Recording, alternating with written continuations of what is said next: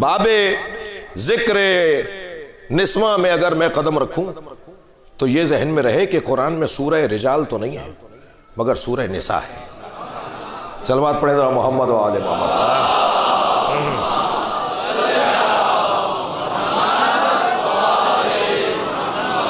لہذا اللہ نے ارشاد فرمایا من عمل صالحا من ذکر او انثی، جو بھی اچھا کام کرے گا چاہے وہ مرد ہو یا عورت، فَلَنُحْيِيَنَّهُ حَيَاةً طَيِّبَةً، ہم اس کی زندگی کو جاویدان بنا دیں گے۔ وہ مر بھی جائے گا یا مر بھی جائے گی تب بھی ہم اسے زندہ رکھیں گے۔ اس کی قبر لوگوں کو ہدایت دے گی، اس کا ذکر لوگوں کو زندگی بخشے گا، اس کی یاد قافلوں کو بڑھاتی رہے گی، اس کی وجہ سے لوگ جینے کا لطف پائیں گے، مرنے کا ذائقہ سمجھیں گے، ہم اس کی حیات کو جاویدان کر دیں گے،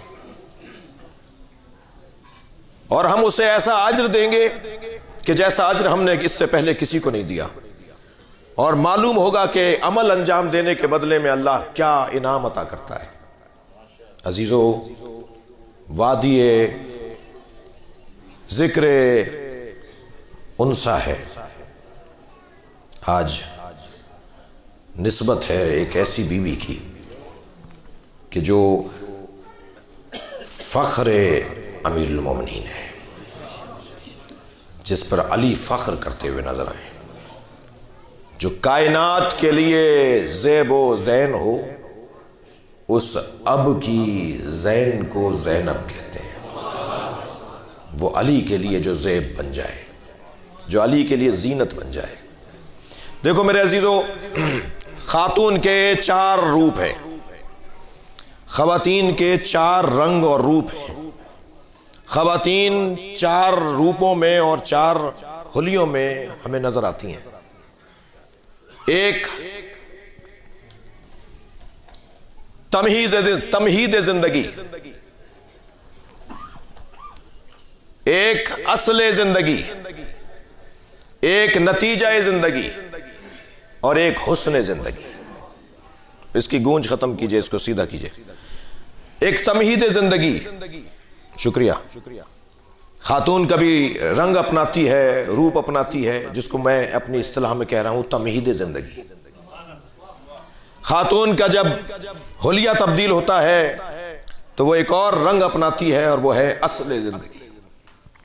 پھر اور آگے بڑھتی ہے تو وہ ہے نتیجہ زندگی، اور پھر ایک ایسا مرحلہ بھی ہے کہ جو ہے حسن زندگی۔ وہ جو تمہید زندگی ہے اسے بیٹی کہتے ہیں، جسے دیکھ کر جینے کا دل کرے، جس کی وجہ سے زندگی گزارنے کا شوق بڑھے۔ تھکا ماندہ گھر میں پہنچا اور بیٹی کو دیکھ کر ساری تکان دور۔ ایک صاحب کے چھٹی بیٹی ہوئی تو وہ لڈو بانٹ رہے تھے۔ کسی نے کہا صاحب یہاں تو پہلی بیٹی ہو جائے تو گردن لٹک جاتی ہے، اور بیٹا ہو تو لڈو بانٹتے ہیں، آپ کے چھٹی بیٹی ہو رہی ہے اور آپ لڈو بانٹ رہے ہیں۔ کہنے لگے میری تو اور بھی اللہ سے دعا ہے کہ اب بھی مجھے اولاد ملے تو وہ بیٹی ہی ملے۔ کہنے لگے بھائی ماجرا کیا ہے، تمہاری سوچ تو کچھ مختلف لگتی ہے۔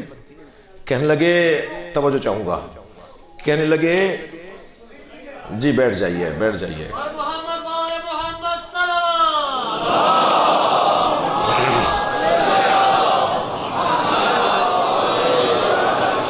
ایک اور صلوات بہتر پڑھیں جی۔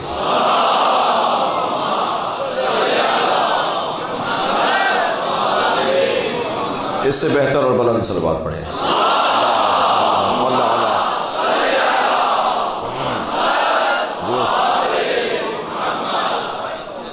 کہنے لگے بیٹے کو پڑھانا پڑتا ہے اور بیٹی پڑھ کے آتی ہے۔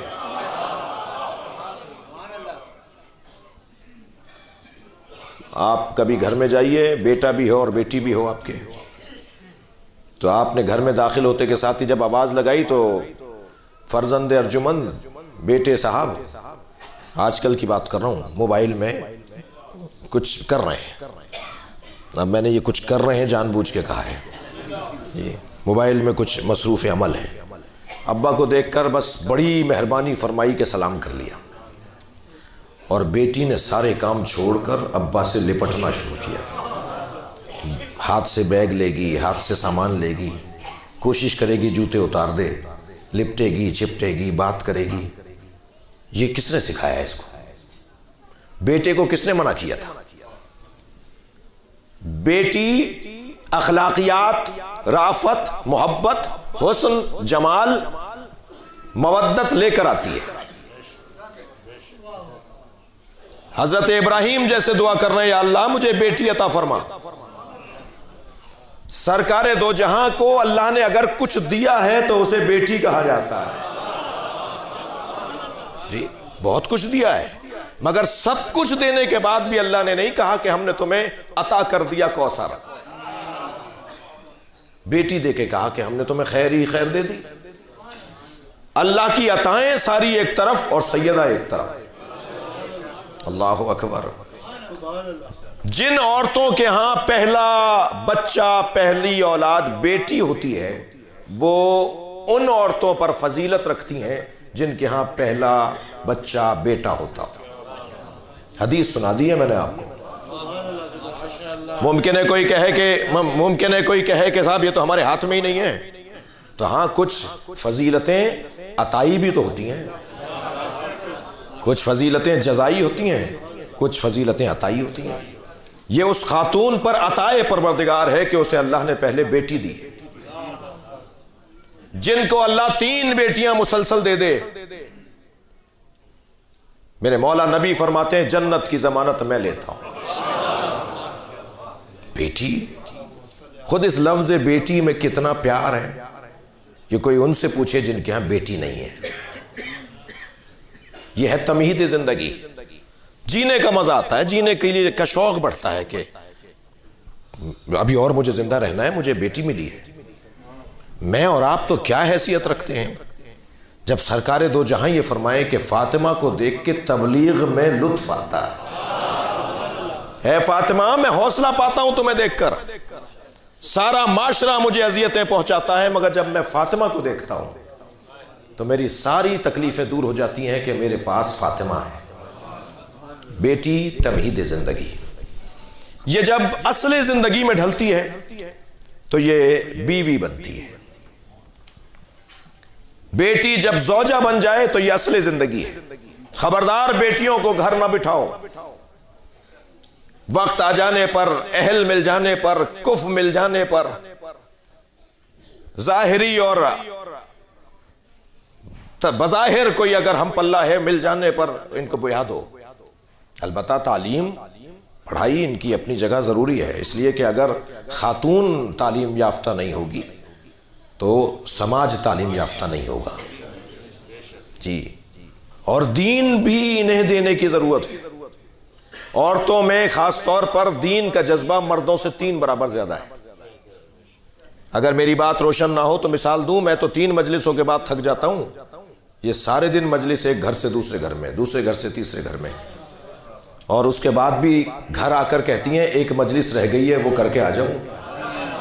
جی, نمازوں میں زیادہ, مناجات میں زیادہ, زیارات پہ زیادہ, مصلی پہ زیادہ, مجلس میں زیادہ. اگر کوئی نظر آتا ہے تو وہ خاتون نظر آتی ہے, اس لیے کہ اس کے اندر دین کا جذبہ زیادہ ہے.